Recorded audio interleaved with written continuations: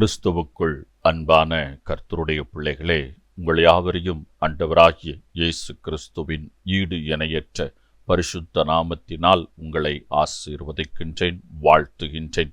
கர்த்தர்தாமே இந்த நாளில் நீங்கள் எதிர்பார்க்கிற நன்மைகள் யாவையும் பரத்திலிருந்து உங்களுக்கு அருளிச் செய்து நீங்கள் இம்மையில் சுகித்திருக்கவும் மறுமையில் நிலைவாழ்வை சுதந்திரித்துக் கொள்ள அனுக்கிரகம் செய்வாராக. தினம் ஒரு மிஷனரி என்கின்ற தலைப்பில் இந்த நாளிலே நாம் பார்க்க இருக்கிற மிஷனருடைய பெயர் C.S. லூயிஸ். இவருடைய காலம் 1898 முதல் 1963 வரை. இவருடைய நாடு அயர்லாந்து, இவருடைய தரிசன பூமி அயர்லாந்து. 3 நல்ல மனிதர்கள் மரித்த பின் வானுலகம் சென்றனர். அங்கே கடவுளுக்கு அருகில் ஒரு நாற்காலிதான் காலியாக வைக்கப்பட்டிருந்தது. யார் அந்த நாற்காலியில் உட்கார்வது என்ற கேள்வி அவர்களுக்குள் எழுந்தது. முதல் நபர் தனது வாதத்தை கடவுளிடம் தெரிவித்தார். கடவுளே, உமக்கு கோயில் கட்டுவதற்கு ஏராளமான செல்வங்களை நான் வழங்கியிருக்கிறேன். எனவே அந்த நாற்காலியில் உட்காரும் தகுதி உள்ளவன் நானே என்றார் முதல் நபர். இரண்டாம் நபரோ, கடவுளே, அக்கோயிலை நிர்வாகம் செய்தது நானே. எனவே எனக்கு தான் அந்த நாற்காலியில் உட்கார வாய்ப்பளிக்க வேண்டும் என்றான். மூன்றாவது நபரோ அமைதியாக நின்று கொண்டிருந்தார். ஏன் உனக்கு இந்த நாற்காலி வேண்டாமா என்று கடவுள் அவனிடம் கேட்டார். அதற்கு அவன், ஆண்டவரே, உலகத்திலே உம்மை குறித்து அதிகமாக நான் எடுத்துரைக்கவில்லை. என்னால் இயன்ற சிறு சிறு உதவிகளை மட்டுமே மக்களுக்கு செய்துள்ளேன். எனவே நான் இவர்களுடன் போட்டி போட தகுதியில்லை என்றான். ஆனால் அந்நாற்காலி இம்மனிதனுக்கே கொடுக்கப்பட்டது. C.S. லூயிஸ் ஒரு மிஷனரி அல்ல, இவர் போதகரும் அல்ல. ஆயினும் இயேசு கிறிஸ்துவை ஏற்றுக்கொண்ட பிறகு இவர் தன் வாழ்வு முறையால் அநேகரை கிறிஸ்துவண்டை ஈர்த்தார். 1916 ஆண்டு ஆக்ஸ்போர்டு பல்கலைக்கழகத்தில் படித்த இவர் 1917 ஆண்டு பிரிட்டிஷ் இராணுவத்தில் இணைந்து பணிபுரிந்தார். அங்கு பலமான காயம் இவருக்கு ஏற்படவே 6 மாதங்களில் அப்பணியிலிருந்து விடுதலை பெற்றார். கிரேக்க லத்தீன் மொழிகளில் புலமை பெற்ற இவர் 1931 ஆண்டு கிறிஸ்துவை தன் சொந்த இரட்சகராக ஏற்றுக்கொண்டார். இவர் ஒரு சிறந்த எழுத்தாளர்.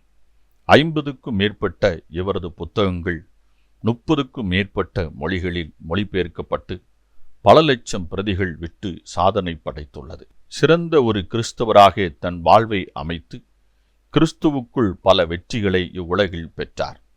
அன்பானவர்களே, நீங்கள் இருக்கும் இடத்தில் கிறிஸ்துவுக்கு சாட்சியாக காணப்படுகிறீர்களா?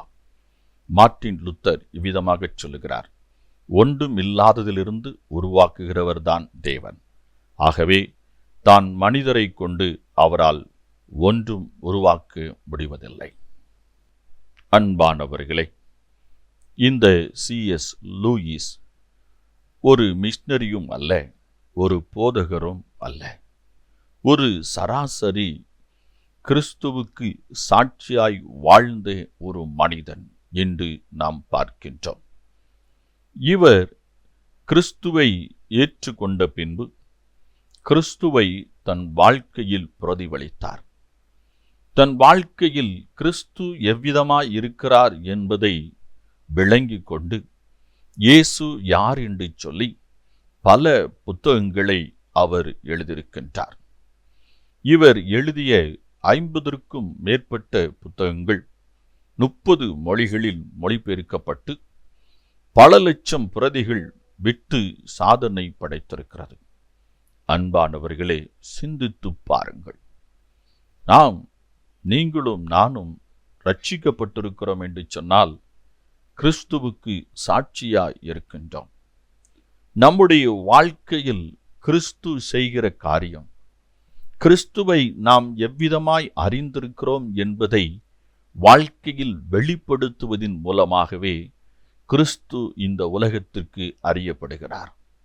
அதுதான் சுவிசேஷம், அதுதான் மிஷனரி பணி, அதுதான் ஊழியம், அதுதான் போதகர் பணி. அன்பானவர்களே, நாம் கிறிஸ்துவை எவ்விதமாக வெளிப்படுத்துகிறோம் என்பதை சிந்தித்து பாருங்கள். இயேசுவை நீங்கள் நன்றாய் அறிந்து உங்கள் வாழ்வில் அவருடைய செயல்களை எல்லாம் அனுபவித்திருப்பீர்கள் என்று சொன்னால், அதுவே நீங்கள் எழுத்து மூலமாகவும் சொல் மூலமாகவும் கிறிஸ்துவுக்கு மகிமையாக வெளிப்படுத்த முடியும். அன்பானவர்களே, இந்த C.S. லூயிஸ் அதை தான் செய்தார். இன்று ஆண்டவராய் இயேசு கிறிஸ்து நம்மிடத்திலேயும் அதை தான் எதிர்பார்க்கிறார். நம் வாழ்வில் கிறிஸ்து செய்கின்ற காரியங்களை சொல்லாலும் செயலாலும் எழுத்தாலும் பிறருக்கு வெளிப்படுத்துவோம். இதன் மூலமாக கிறிஸ்து வெளிப்படுவார். அதைதான் கிறிஸ்து உங்களிடத்திலும் என்னிடத்திலும் எதிர்பார்க்கிறார்.